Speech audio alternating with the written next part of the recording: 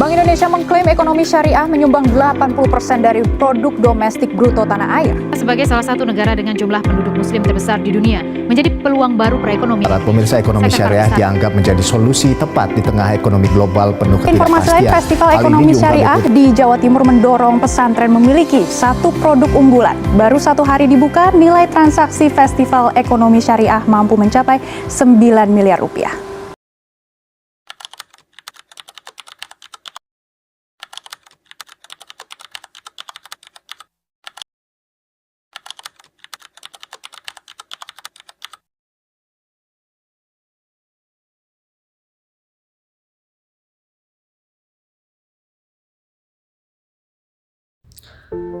Kalau kita melihat sejarah dari kacamata barat, ada satu masa yang dikenal sebagai Dark Age atau masa kegelapan.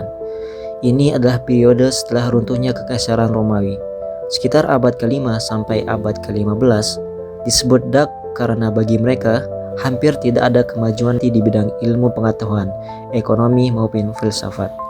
Tokoh seperti Joseph Schumpeter bahkan menyebut ada Great Gap, sebuah kekosongan pemikiran ekonomi selama lebih dari 500 tahun.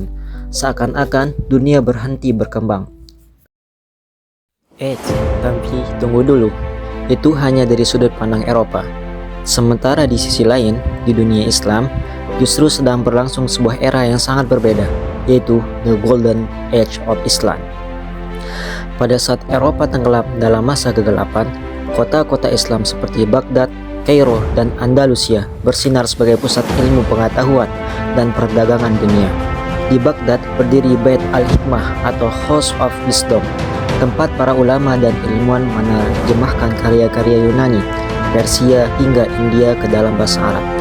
Dari sanalah lahir tokoh-tokoh seperti Al-Ghazali, Ibnu Khaldun, Al-Farabi, Ibnu Sina, dan Ibnu Taimiyah yang memberikan sumbangsih luar biasa dalam bidang filsafat, kedokteran, astronomi, dan tentu saja ekonomi.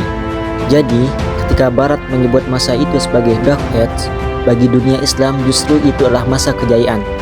Ironisnya, banyak ilmu pengetahuan dari peradaban Islam kemudian diterjemahkan kembali ke bahasa Latin, dan justru menjadi bahan bakar utama bagi kebangkitan Eropa dalam era Renaissance. Singkatnya, ketika Barat gelap, Islam terang. Itulah mengapa sejarah seringkali soal perspektif dari Barat disebut kegelapan dari Islam. Justru itu cahaya peradaban.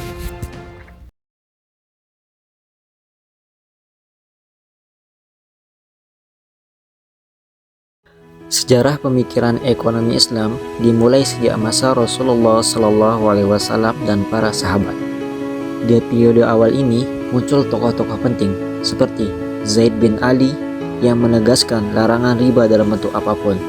Lalu Abu Yusuf, murid Imam Abu Hanifah, menulis kitab Al-Kharaj yang membalas perpajakan dan peran negara dalam pembangunan.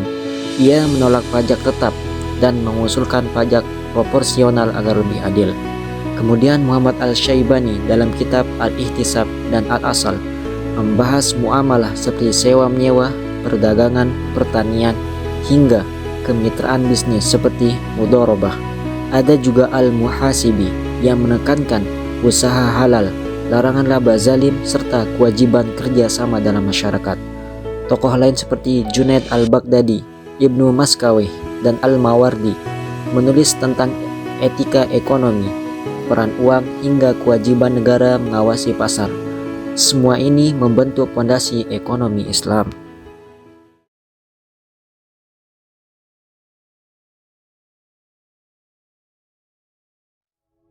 Abad pertengahan dunia Islam menghadapi konflik politik dan kesenjangan sosial, tetapi waktu yang sama lahir pemikiran ekonomi matang yang membahas uang, pasar, peran negara, dan kerjasama sosial. Yang pertama, Al-Ghazali. Uang, perdagangan, dan bahaya riba. Sumber utama Ihya Ulum al-Din. Al-Ghazali melihat fungsi uang utama sebagai alat tukar dan standar nilai. Praktik memperjualbelikan uang, misalnya bunga atau riba, akan mengalihkan atau merusak fungsi ini sehingga merugikan kebaikan ekonomi dan sosial. Ia memperingatkan dampak riba terhadap keadilan dan fungsi uang.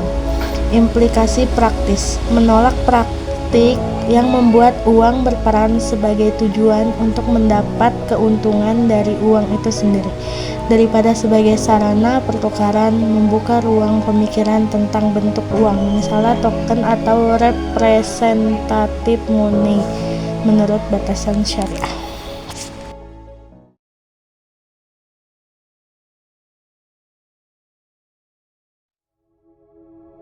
Di abad ke-20, muncul Muhammad Iqbal, sang pemikir besar dari India.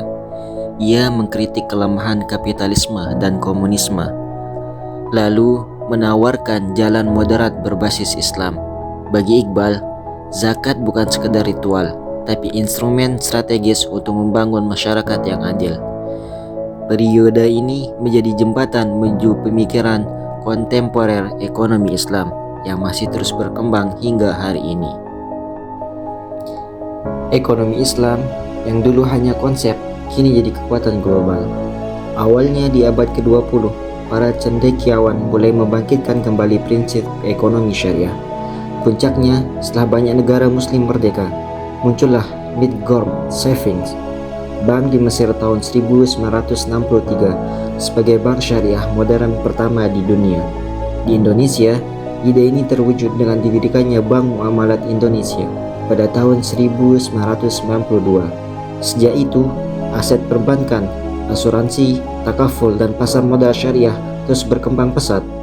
Inilah bukti bahwa sistem yang berlandaskan etika dan keadilan mampu bersaing di panggung dunia.